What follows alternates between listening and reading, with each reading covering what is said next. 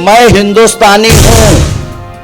140 करोड़ लोग हिंदुस्तान में रहते हैं, मेरे दिल में हिंदुस्तान रहता है। सरकार हमारे मुल्क को खराब कर रही है, सरकार हमारे मुल्क का जो है बेड़ा गर्क कर रही है, सरकार हमारे मुल्क का डुबोने का काम कर रही है बजाय बनाने का। जो हमारे पीछे की सरकारों ने बनाया था, जो hospital, ITI, degree college, university बनाई थी, बताएं क्या करा इन्होंने? एक काम बताएं क्या करा इन्होंने?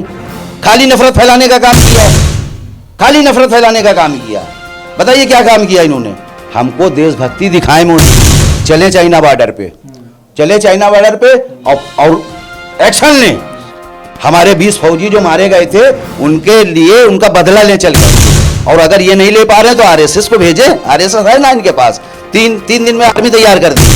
RSS के मोहन भागवत ने शायद कहा था ना, 3 दिन में आर्मी तैयार कर देंगे। कहाँ है वो आर्मी? कैसी देशभक्ति, कैसे देशभक्त है ये देशभक्त नहीं, चाटुकार है। अंग्रेजों के चाटुकार रहे थे, देश में नफरत फैलाने के चाटुकारी कर रहे हैं। ये अगर देशभक्त हैं तो बजरंग दल हो, चाहे विश्व हिंदू परिषद हो, चाहे आपके RSS हो, चले चाइना बॉर्डर पे, हम भी चलेंगे साथ में, हमें भी ले चलेंगे। हम चलने को तैयार हैं यार, फौज है ना, फौज लड़, देश के लिए जान देने को तैयार है, देश के लिए जान देने को तैयार है। फौज को पीछे करो, हम लोगों को आगे करो, हम लोग लड़ेंगे। पहले RSS लड़ेगी, पहले RSS लड़ेगी।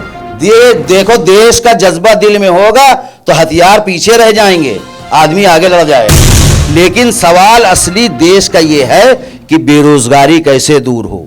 हंगर इंडेक्स में 146 देश में हम नीचे से 10वें नंबर, 136 नंबर पे हमारा है। हमसे अच्छा नेपाल है, हमसे अच्छा बांग्लादेश है, हमसे अच्छा पाकिस्तान है।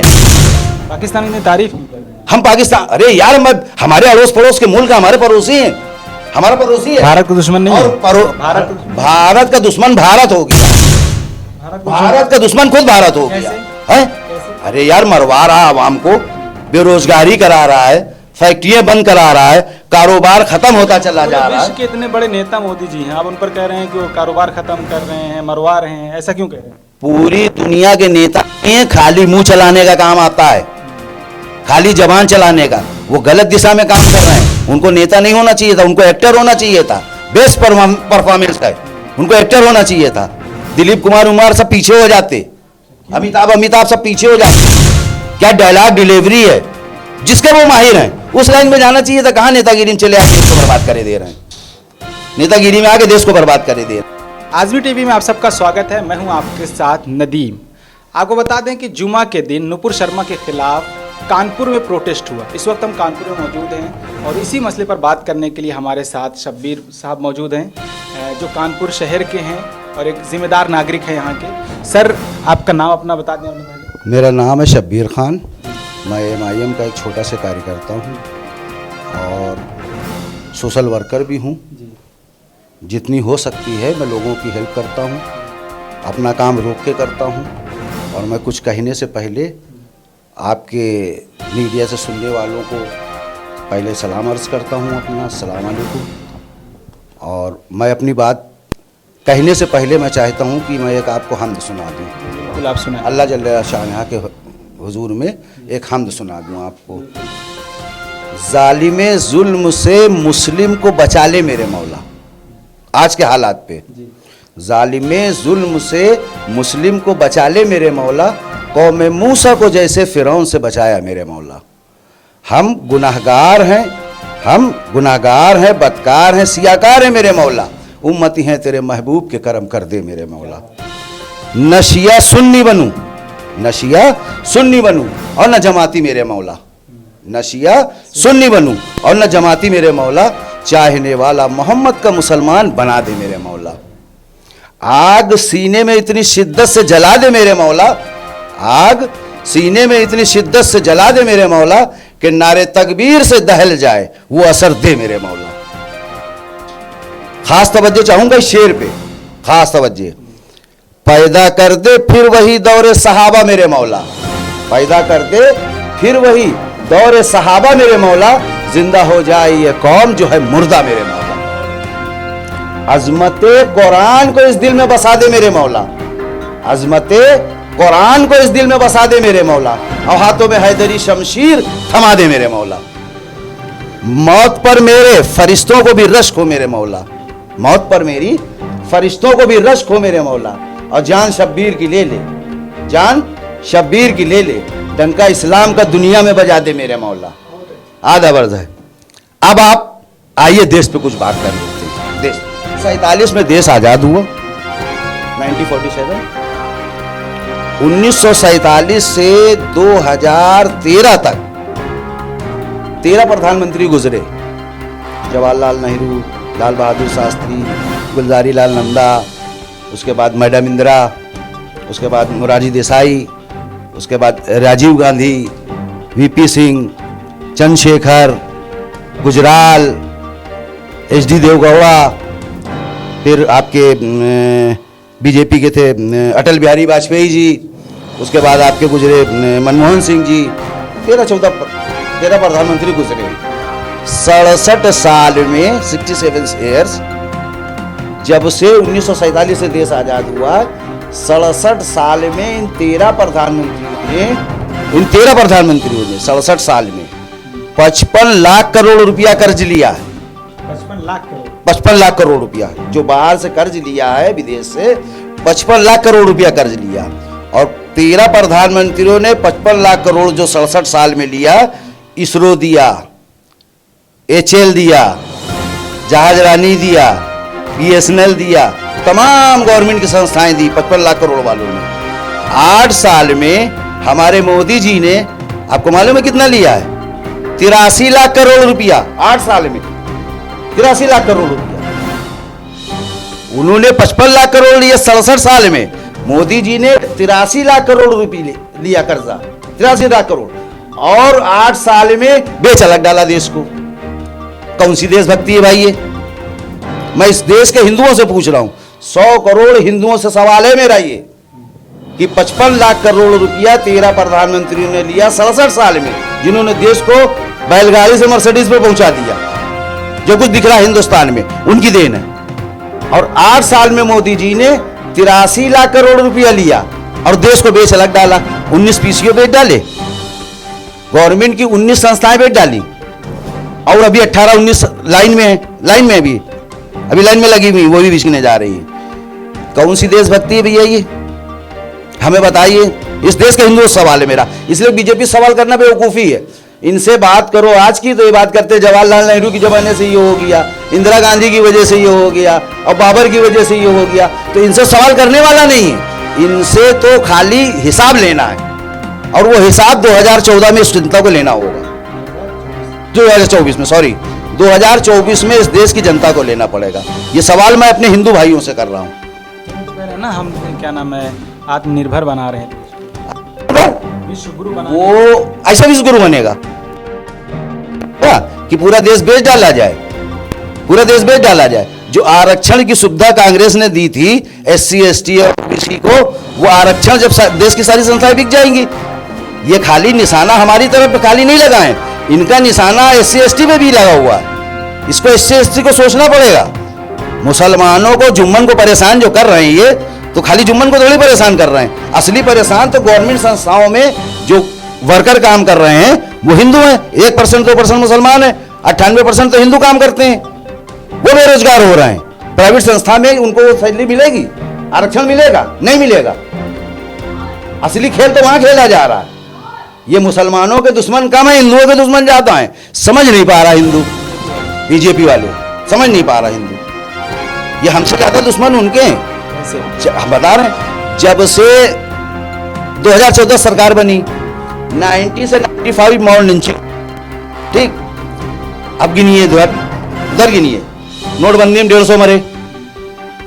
जो किसानों का आंदोलन हुआ था, किसानों का 750 मरे। तो वहाँ जो अभी सेकेंड वेव आई थी, जिसमें WHO का डाटा है कि 43 लाख लोग मरे हैं, 43 लाख। ये तो 3 लाख पे अटके हुए, 3,90,000 पे। उनका कहना है 43 लाख लोग मरे। कौन मरे? मुसलमान कितने मरे उसमें? तो मुसलमान से ज्यादा दुश्मन तो ये हिंदुओं के हैं। समझ का फेर है। खाली जुम्मन का एक जुमला लगा दिया है कि जुम्मन को परेशान कर रहे हैं, एक्चुअल में ऐसा है नहीं। अगर सिलेंडर 400 से 1000 का बिक रहा है तो खाली जुम्मन खरीद रहा है। हिंदू नहीं खरीद रहा, हिंदू भी 1,000 का खरीद रहा है। पेट्रोल अगर 60 रुपए से 100 रुपए का बिक रहा है तो खाली मुसलमान खरीद रहा है, हिंदू को भी खरीदना पड़ रहा है। बेरोजगारी, बेरोजगारी 40-45 साल की सीमा को नांग गई। 2 करोड़ रोजगार देने का था, 10 करोड़ लोग बेरोजगार हो गए हैं, मुसलमान बेरोजगार हो गए। मुसलमान के पास रोजगार तो पंचर बनाने का था, वो आज भी बना रहा है। मुसलमानों के पास चाय का होटल, खाना का होटल, पंचर की दुकान, ये आज भी कर रहा है। वो बेरोजगार हिंदू हुए हैं जो नौकरी से, जिनको नौकरी नहीं मिल रही, बेरोजगार हो गए, बाहर हो गए।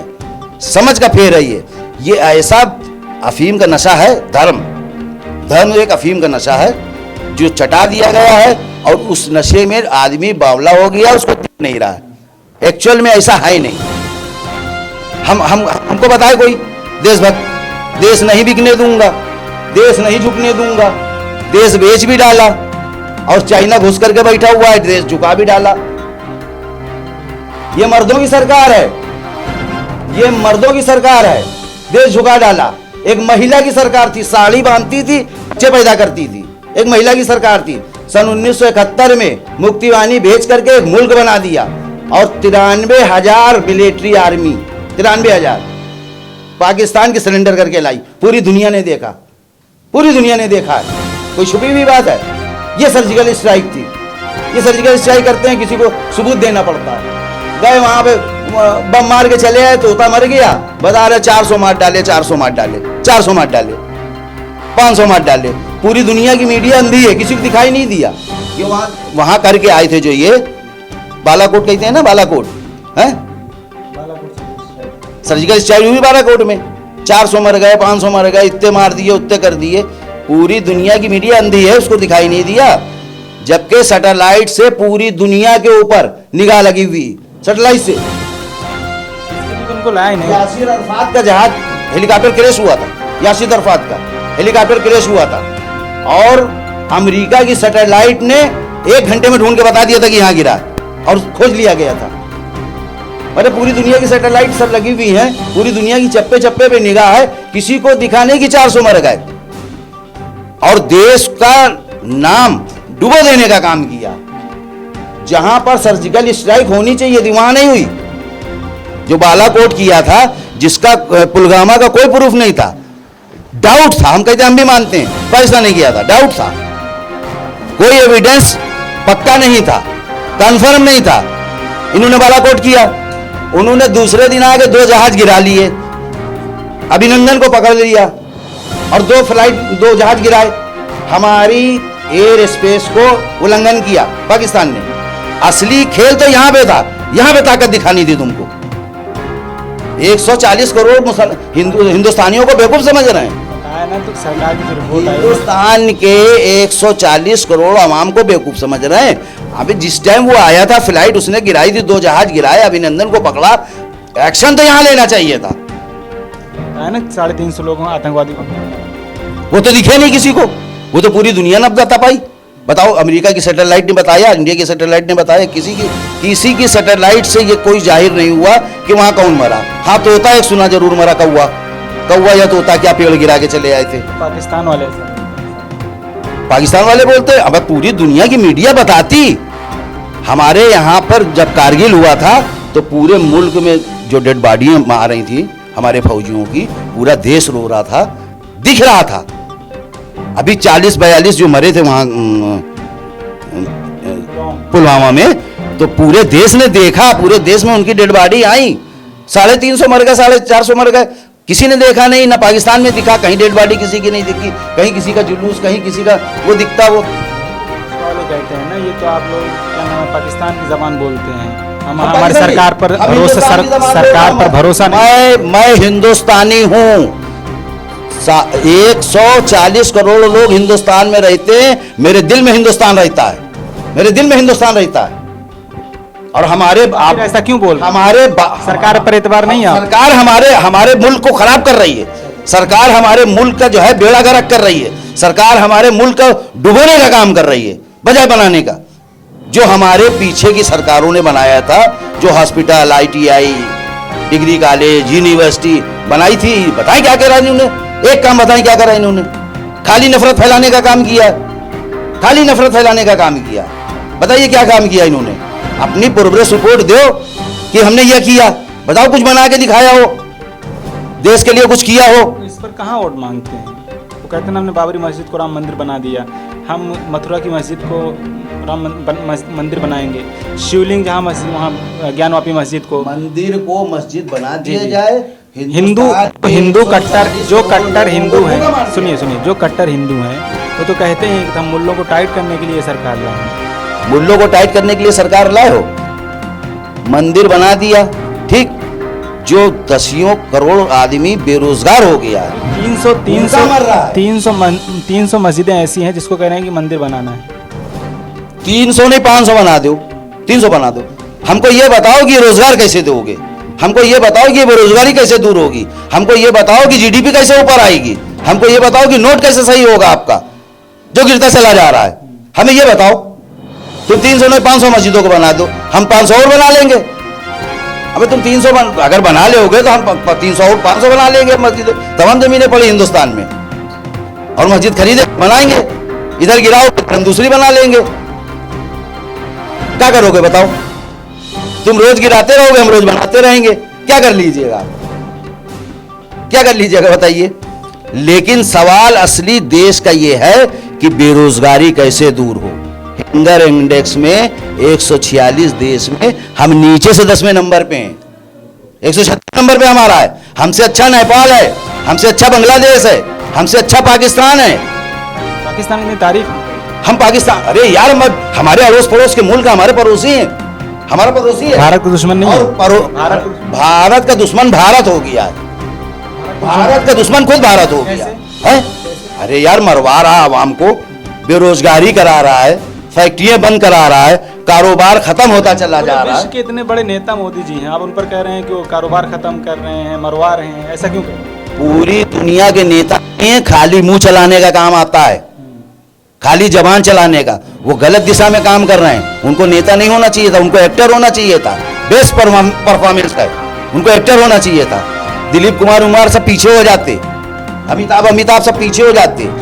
क्या डायलॉग डिलीवरी है, जिसके वो माहिर हैं उस लाइन में जाना चाहिए था। कहां नेतागिरी में चले आए, देश को बर्बाद करे दे रहे हैं, नेतागिरी में आके देश को बर्बाद करे दे रहे हैं, देश का नुकसान हो रहा है, देश को आत्मनिर्भर की तरफ ले जा रहे हैं, विश्व गुरु बना रहे हैं। आप कह रहे हैं कि देश को बर्बाद कर रहे हैं। ऐसे विश्व गुरु होगा कि आदमी हंगर एक्सेस में सबसे नीचे चला जाए, भुखमरी में सबसे नीचे आ गए। उनके प्रवक्ता प्रेस कॉन्फ्रेंस करके कह रहे हैं कि रूस ने 2 घंटे जंग इसलिए रोकी, मोदी जी के कहने पर रूस ने 2 घंटे के लिए जंग रोकी थी, वहां से स्टूडेंट बुलाने के। रूस ने जंग रोक दी थी और चाइना घुस के बैठा है हिंदुस्तान के अंदर। हमको देशभक्ति दिखाएं मोदी जी, चले चाइना बॉर्डर पे, चले चाइना बॉर्डर पे और एक्शन लें। हमारे 20 फौजी जो मारे गए थे उनके लिए उनका बदला लें चल करके। और अगर ये नहीं ले पा रहे तो आरएसएस को भेजे, आरएसएस है ना इनके पास, तीन दिन में आर्मी तैयार कर देगी। आरएसएस के मोहन भागवत ने शायद कहा था ना, 3 दिन में आर्मी तैयार कर देंगे। कहाँ है वो आर्मी? कैसी देशभक्ति, कैसे देशभक्त हैं ये देशभक्त नहीं, चाटुकार हैं। अंग्रेजों के चाटुकार रहे थे, देश में नफरत फैलाने के चाटुकारी कर रहे हैं ये अगर देशभक्त हैं तो बजरंग दल हो, चाहे विश्व हिंदू परिषद हो, चाहे आपके आरएसएस हो, चले चाइना बॉर्डर पे, हम भी चलेंगे साथ में, हमें भी ले चलो, हम चलने को तैयार हैं यार। फौज है ना, फौज देश के लिए जान देने को तैयार है, देश के लिए जान देने को तैयार है। फौज को पीछे करो, हम लोगों को आगे करो, हम लोग लड़ेंगे पहले आरएसएस लड़ेगी, पहले आरएसएस लड़ेगी। ये देखो देश का जज्बा दिल में होगा तो हथियार पीछे रह जाएंगे, आदमी आगे लड़ जाएगा।